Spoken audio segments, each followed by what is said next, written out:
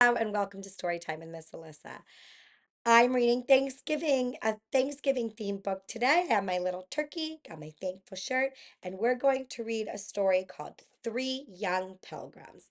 Now, if you are a teacher or parent, please be sure to read the show notes on here before playing this for your students or children. I'll pause for a minute for you to check that now. Okay, this is by Cheryl Harness, Three Young Pilgrims.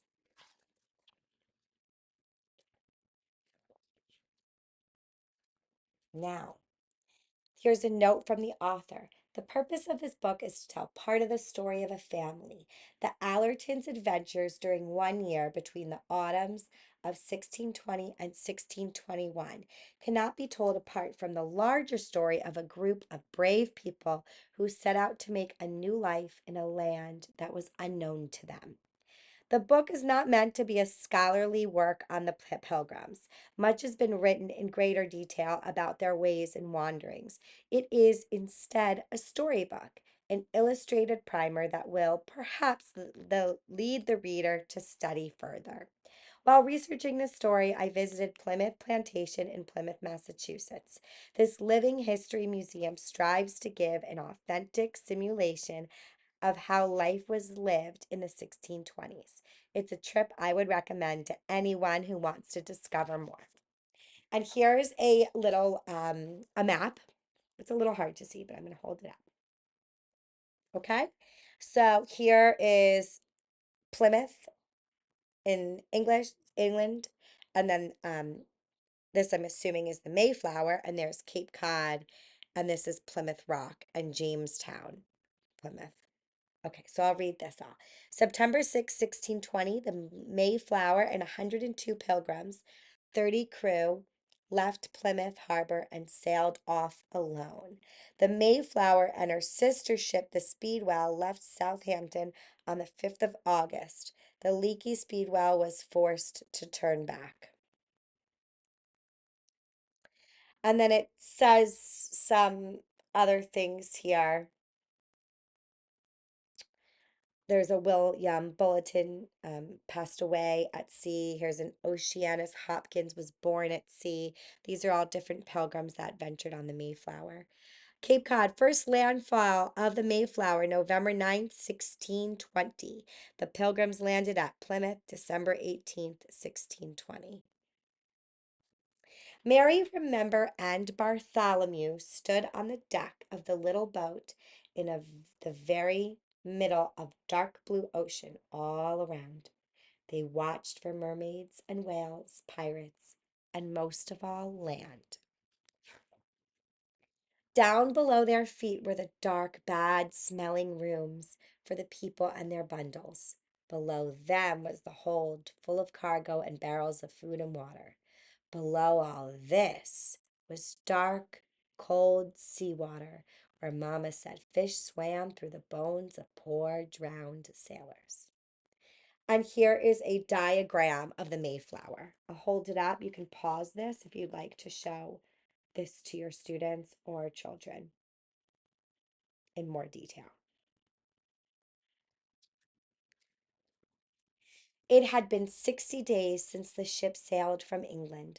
Finally, one cold November morning, there was a shouting, "Land! Land ho! 'Tis America!" The pilgrims strained to see a pale ribbon of land. Every morning, the thin line on the horizon was thicker. Mary wondered if bears were watching from behind the tiny trees. Captain Jones told the sailors to drop the Mayflower's iron anchor into the sea. Papa said, "Tomorrow we will row ashore to see if all is safe. We'll find the best place for our colony, and our new baby will be born in the new world." Mamma blushed happily. To make sure everyone would stick together once they reached the shore, the pilgrims wrote an agreement. They were there to build a colony for the glory of God and in honor of our king and country. Together they would be a civil body politic, making and obeying laws for the common good.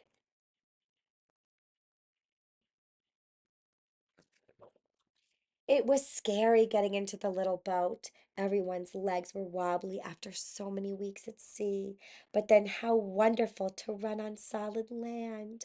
Mama and the other women washed their families' clothes in the water and spread them out to dry on the rocks and bushes. The children went exploring. Don't go off too far, the mothers called. Mary thought she saw a face peeking from behind a rock, but when she looked, there was no one there. That afternoon, the Pilgrims returned to the Mayflower. It would be their shelter until the place to settle was found. It was an important decision. Finally, just before Christmas, Papa said to Mama, "We found a place to build. We will call it Plymouth Colony." Mama smiled. "I'm glad, Isaac." The children saw that her face was thin and pale. They felt worried. Everyone was hungry and tired of living crowded together on the damp, smelly ship. On the land and on the gray rolling sea, the days and nights were growing cold and bitter. Here's another map with a lot of captions, so I will hold this. And if you'd like to pause it so you can read all those captions out, you are welcome to. Here.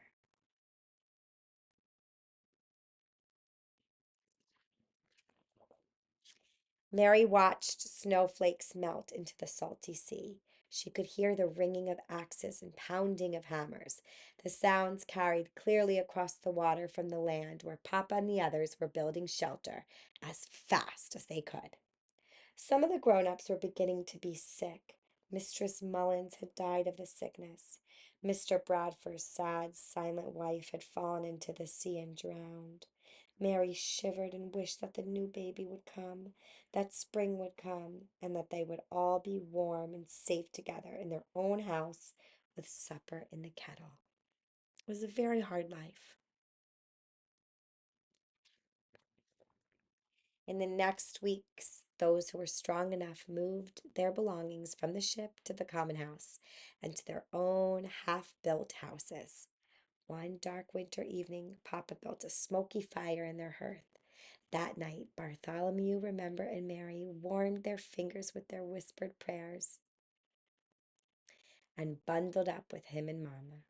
The family listened long to the sounds of the woods before falling asleep, and the wind blew cold off the sea. On the 16th day of March, Mary found tiny spring flowers in a clump of melting snow. Remember said it must be spring. Mama said winter is most dark and cold just before spring. In the darkest winter, half of the Pilgrims had died of the great sickness. Mama and the new baby had died too. A tear slipped down Bartholomew's nose. Then he saw the Indian, or Native American, we say. He stood quietly at the edge of the woods and looked at them with keen, dark eyes. His skin was the color of copper. The children turned and ran to find Papa. They found him trying to break up the rocky soil of their garden. "Papa, come with us." "Not now," he began in a weary voice. They pulled his hands. "There's an Indian." They saw the tall man walk up to Mr. Hopkins and Mr. Bradford.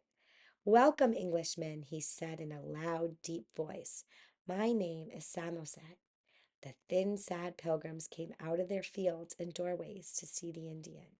After spending the night with the Hopkins family, Samoset went back to his home in the forest. When he came back, he brought his friend Squanto with him. They brought food and later showed the settlers how to plant corn in a new way. In each hill of corn, they buried a small fish.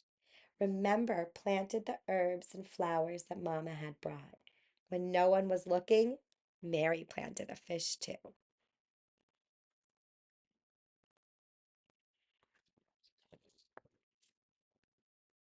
On a pearly April morning, Captain Jones sailed away on the Mayflower back to the old world. Many of the pilgrims wiped away homesick tears. When the ship was a glint on the horizon, they walked back to their work. This was home now. All down the warm green summer days, everyone tended their gardens and crops in the field. The corn stood taller than Mary could reach. When Priscilla Mullins and John Alden were married, Remember brought primroses from Mamma's garden. That fish must have helped, Mary smiled to herself.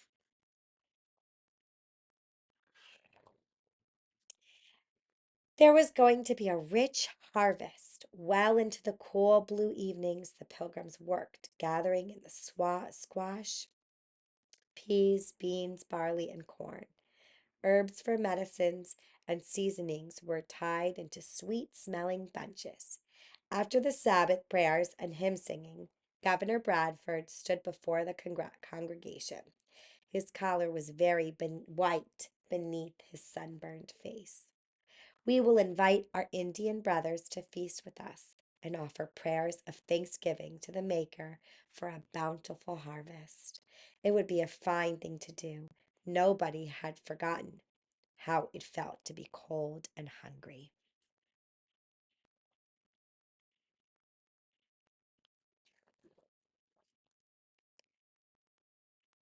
For days, Plymouth was filled with the good smells of cooking. A company of men had been sent to the Indian village with the invitation to the feast.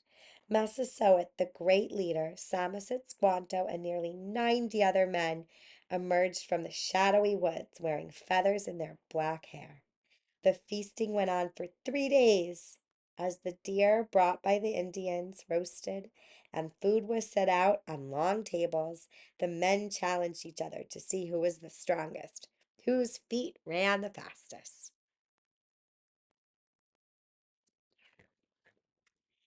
Late at night, Papa and his children sat at the edge of the circle of the firelight. There was singing, and far off they could see the harvest moon rising out of the ocean. The moon path of light might have led all the way back to the old homes in Holland and England. Mary sat in Papa's lap, munching a bit of berry tart. Bartholomew asked, Papa, are you happy we came to America?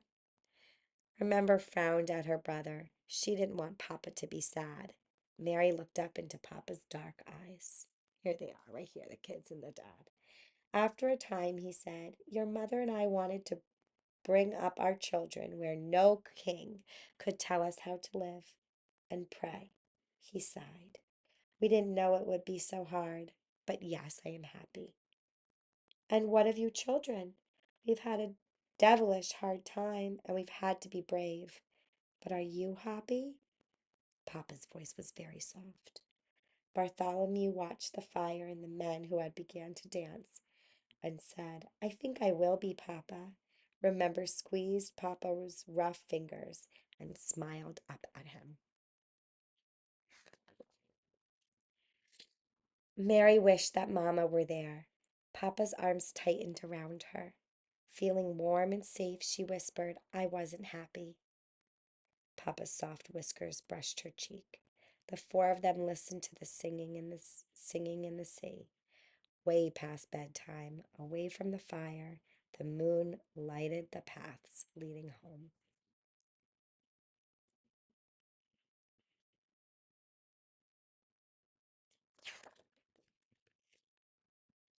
Not long after the days of feasting, a ship was sighted.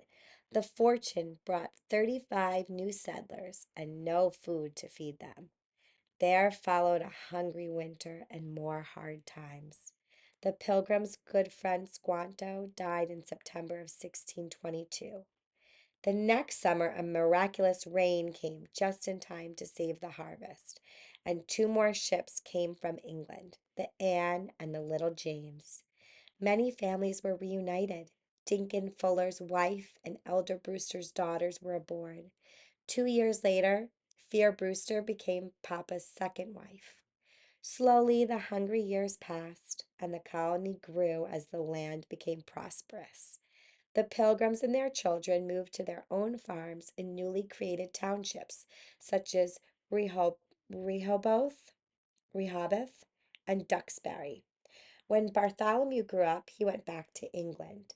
Remember got married and moved to Salem. Mary became the wife of Tom Cushman, who had come over from the Fortune.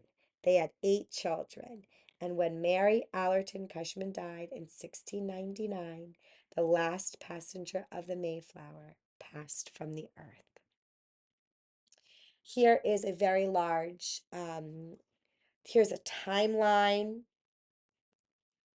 There's a lot of information on this page. So I'm going to hold it up. I'm going to try my best to hold it clearly where there's not a lot of glare. And once again, you can pause this to read. Oops, sorry. Here.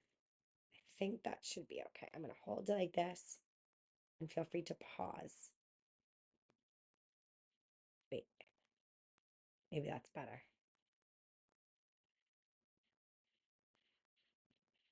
Okay. In the days of the Pilgrims, the Church of the King was the church of the nation. So King James's church was the Church of England. Some folks thought that the king's church should be stricter, pure, and plain. Some even left it altogether. This was against the law. Even though they loved England, these people were in too much trouble to stay. So they went to Holland and settled in a town of Leyden. This is very interesting. It just talks about all these different pilgrims that came over on the Mayflower. So when I'm finished reading this page, I'll hold it up again. William Brewster, his wife Mary, and his young William Bradford, who later became the governor of Plymouth, were among them who went to Holland from England.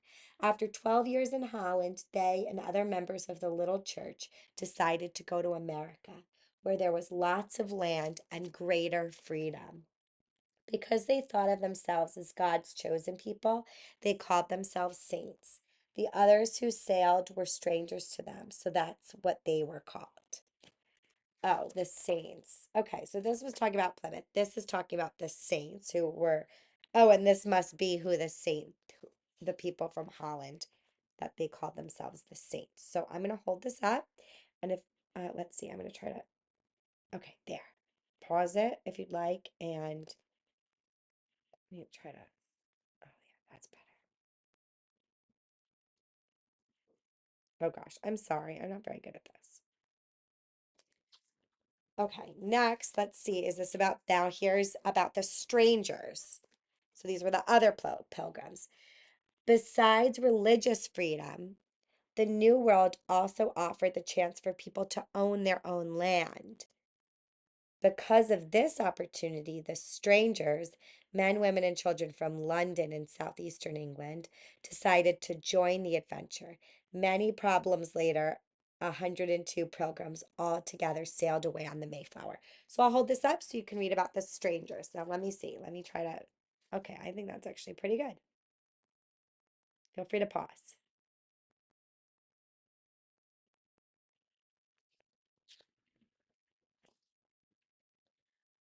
Okay, and then this has a lot of information about the Indians or Native Americans. So I'm going to hold this up, and again, feel free to pause.